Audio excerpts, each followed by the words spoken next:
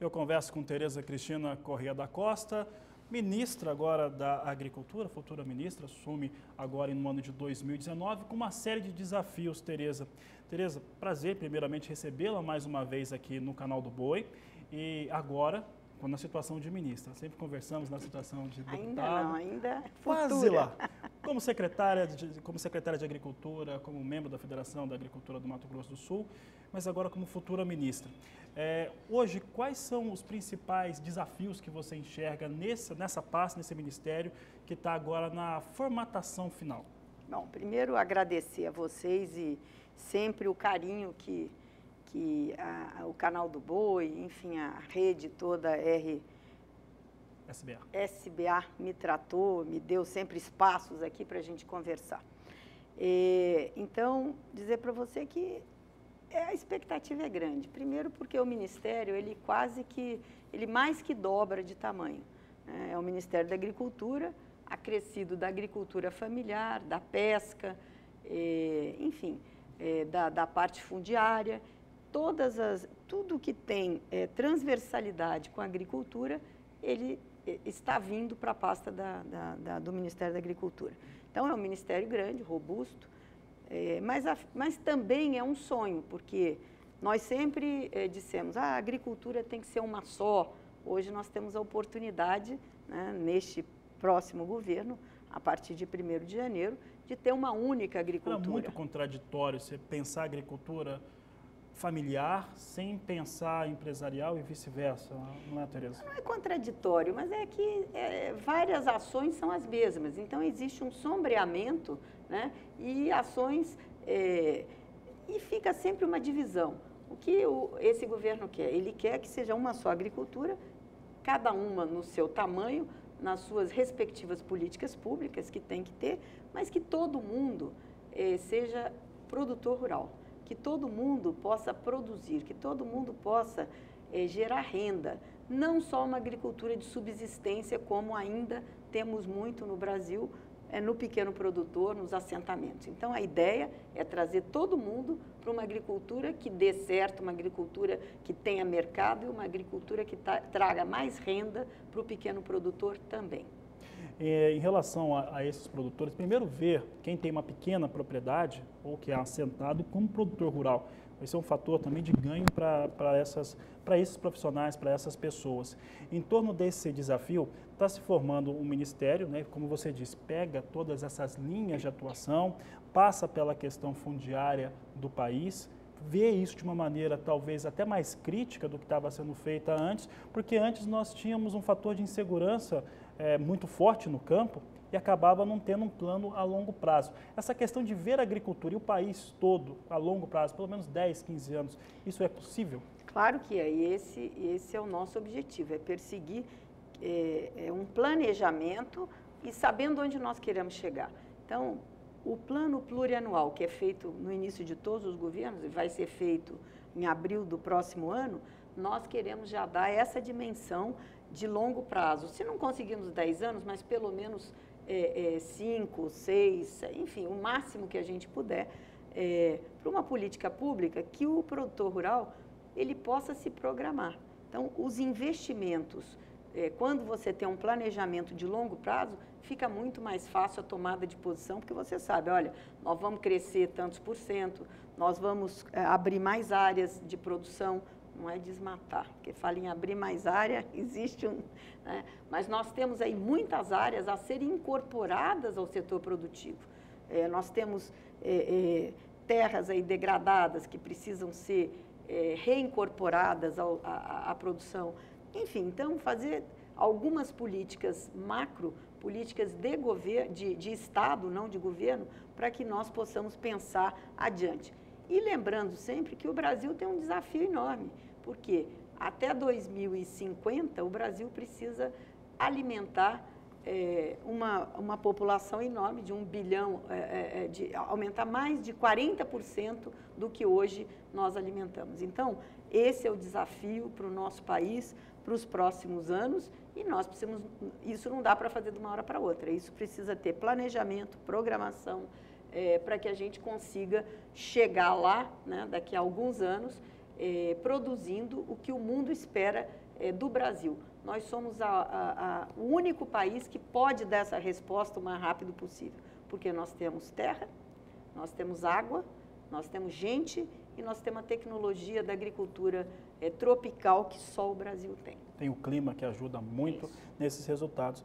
Tereza, em torno dessas questões que você coloca, de produção também de resultado, o país está encaminhando para 300 milhões de toneladas de produção por temporada. Entretanto, no entendimento dos produtores rurais, ontem mesmo conversava com alguns deles e também da imprensa especializada, nós temos vários entraves que são ligados a algumas licenças. Licenças ambientais, outros tipos de licença também que eventualmente passa todo o setor da produção rural ou quem precisa industrializar parte dessa produção.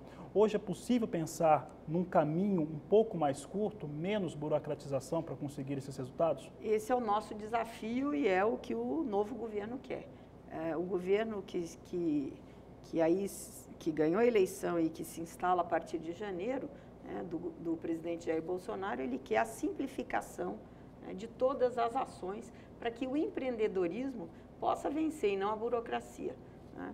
Hoje, nós perdemos muito tempo, o Brasil aí num ranking de burocracia é o 100º, 62º, sei lá. Por quê? Porque nós aqui dificultamos tudo. E aí que a gente tem que ter uma clareza de que simplificar não quer dizer precarizar. E que hoje a gente vem ouvindo aí, às vezes da imprensa, vão acabar com as licenças. Não é isso, né? Mas nós podemos simplificar e não precarizar. Nós não vamos perder, nós temos legislações firmes sobre meio ambiente, nós temos legislação aí para todo gosto, mas nós não podemos mais causar esse entrave, e não é só para o produtor rural, é para a própria indústria, para o próprio comércio, enfim, nós amarramos o desenvolvimento do Brasil com essa desculpa de que se a gente não tiver todas essas caixinhas aí, esses carimbos, a gente não vai ter segurança para o cumprimento da lei. Ao contrário, quem não cumpre a lei deve ser punido. Mas nós não podemos partir do princípio que ninguém cumpre a lei, né? Nós temos o Código Florestal, vamos falar do que mais atinge o setor produtivo da agropecuária.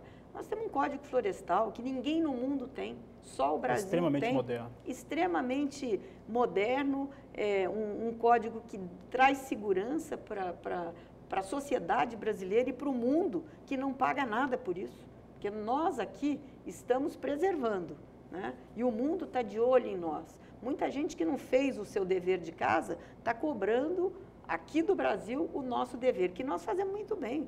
Tanto é que nós somos grandes produtores, segundo, primeiro, terceiro, de carnes, de grãos, exportamos grande parte da nossa produção para mais de 162 países e preservamos mais de 67% das nossas matas nativas, né? Tanto dentro da propriedade, que nós hoje preservamos aí mais de 25% dentro da propriedade privada e mais o restante de matas aí, de parques florestais, de APPs, enfim. Então, eu acho que o Brasil faz o seu dever de casa. O que nós precisamos? Tem gente que não faz. Quem não faz não pode ser considerado produtor rural. Esse aí é um desmatador, ele tem que sofrer as consequências da lei. Correto.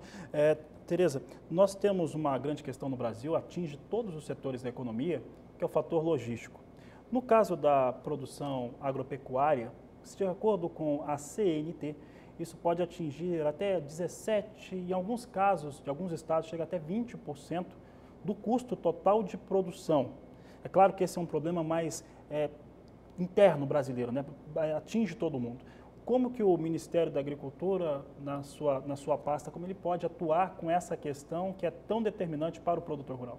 Bom, primeiro tendo o que eu estou achando na transição do governo, o que é que eu estou achando muito bom? É que os ministérios, eles estão se comunicando. Eu acho que tem muita coisa feita no nosso país, tem muita coisa boa que aconteceu. O número de ministérios menores ajuda a ter essa comunicação? Eu acho que sim. Por quê? Porque o que nós temos, às vezes, é uma falta de comunicação entre os ministérios. Às vezes, nós estamos fazendo duas coisas em paralelo. quando nós podíamos estar fazendo juntos, né? Sem sombreamento, gastando menos. Então, eu acho que eu tenho muita esperança e que isso aí nós vamos conseguir melhorar essa comunicação interna para que os processos possam caminhar de maneira mais céleres e mais destravadas, né? A infraestrutura, vamos dizer, eu acho que o Ministério da Infraestrutura, ele é fundamental, esse alinhamento com a agricultura. Por quê? Eu acho que a agricultura tem que participar das decisões, das prioridades que o Ministério de Infraestrutura vai dar aos investimentos. Então, por exemplo, nós temos a 163, que é um gargalo hoje, aqui no nosso estado não tanto, mas lá no Mato Grosso, terrível, né? Porque nós estamos vendo aí caminhões atolados, parados, e essa BR-163 precisa ter uma resolução. Então, ela é prioridade, o Ministério da Infraestrutura tem que entender que ali nós temos muitas riquezas, a produção sai e que aquilo tem que estar na lista de prioridades do Ministério para ter uma resolução, ou para atrair um investimento externo, ou fazer uma PPP, enfim, alguma saída tem que ter para aquilo.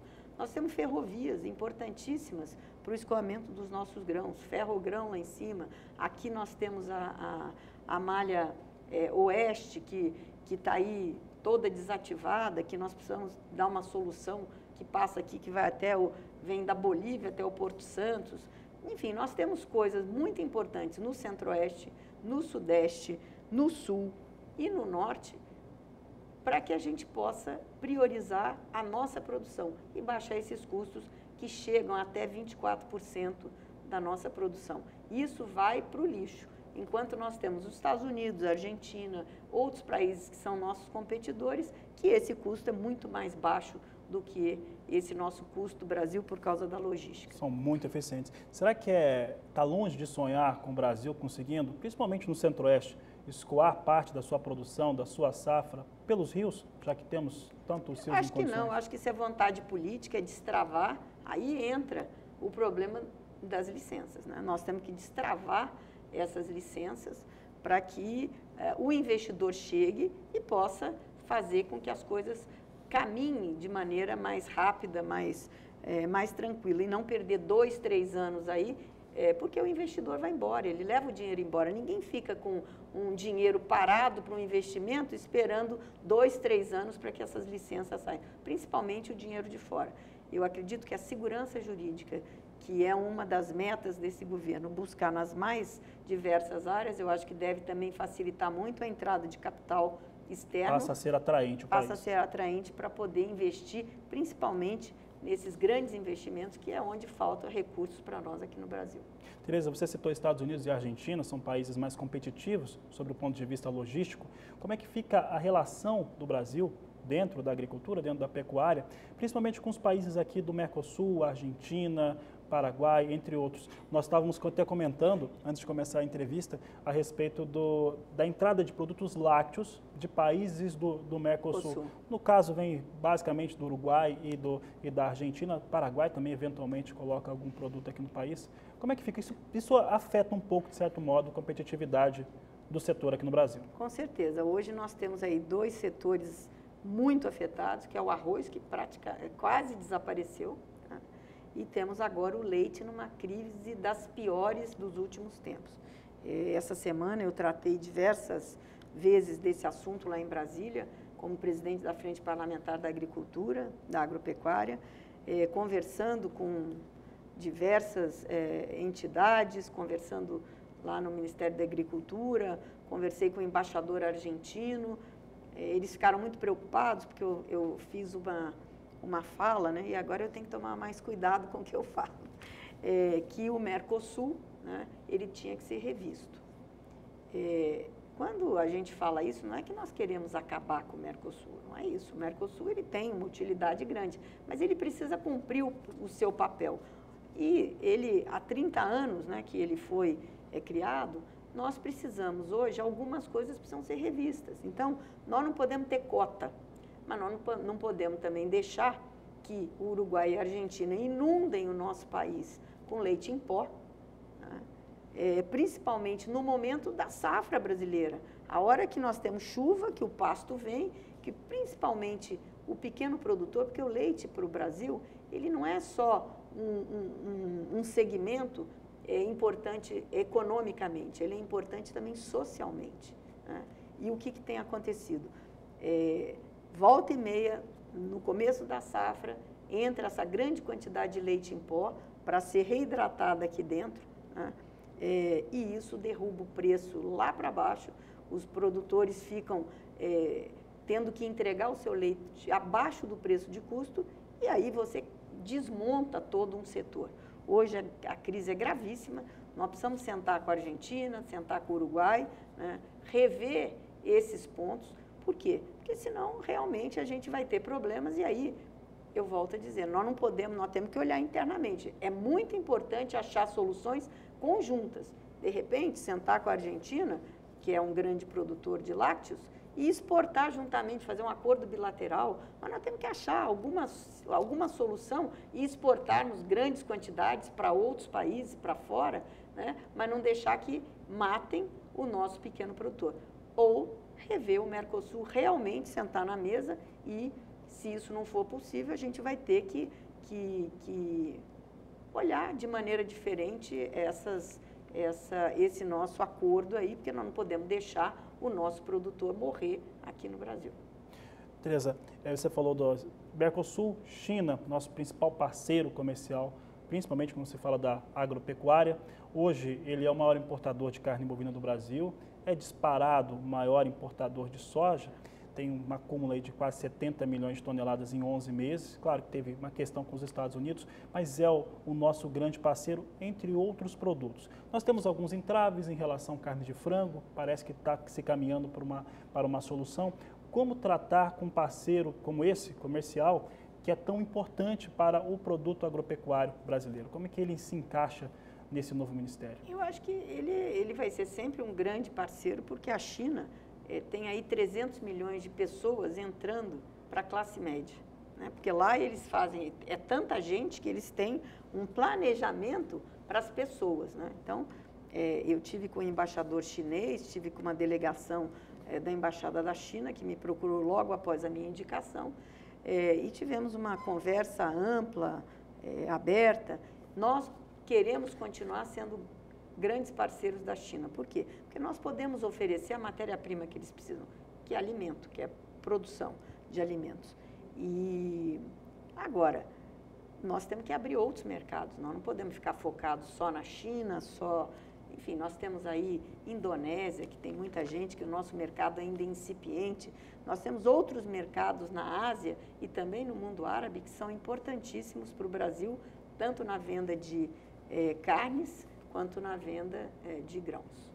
Tá certo, Tereza. Para encerrar a nossa entrevista, eu gostaria que você falasse com o produtor rural brasileiro agora sobre o que ele pode esperar, o que ele pode sentir desse novo Ministério da Agricultura, claro, do novo governo como um todo, mas principalmente desse novo Ministério a partir de 2019. Bom, primeiro, o meu empenho total e da minha equipe, né, para fazer... O Ministério da Agricultura é um ministério muito bom. O ministro Blairo Maggi, que sai agora, ele deixa o ministério... que andou para frente, não é um ministério que nós vamos achar destruído, é um ministério que fez muito. Mas eu acho que nós podemos fazer muito mais agora, com essa nova perspectiva da simplificação, da desburocratização. Vamos pensar muito na defesa, que hoje ela é um tendão de Aquiles para algumas áreas aí, de carnes principalmente. Nós precisamos fazer reuniões e dar responsabilidades para cada um, dar responsabilidade para a empresa e também para o governo. E caminharmos juntos para entregar o produto da melhor qualidade que nós sabemos fazer, com muita segurança, tanto para o consumidor interno quanto para o consumidor externo. Nós temos aí a pequena agricultura, que vai estar junto, nós temos o problema fundiário, que também a gente quer resolver, porque você não consegue dar crédito no Nordeste quando você não tem a parte fundiária resolvida, porque com a posse você não consegue pegar dinheiro no banco, um crédito que é o crédito adequado ao produtor. Com juros melhores. Com juros melhores. Então, a gente precisa também pôr o dedo nessa ferida e resolver o problema fundiário no Pará, o problema fundiário no Mato Piba. Aqui no nosso estado é menos, no próprio Mato Grosso, que já avançou muito, mas ainda tem muita coisa a ser feita pela sua dimensão. Enfim, eu acho que o que pode esperar desse ministério é um ministério grande, mas que nós vamos tentar fazer ele leve. Tá certo, Tereza. Obrigado pela sua participação mais uma vez. Sucesso no ministério. Muito obrigada.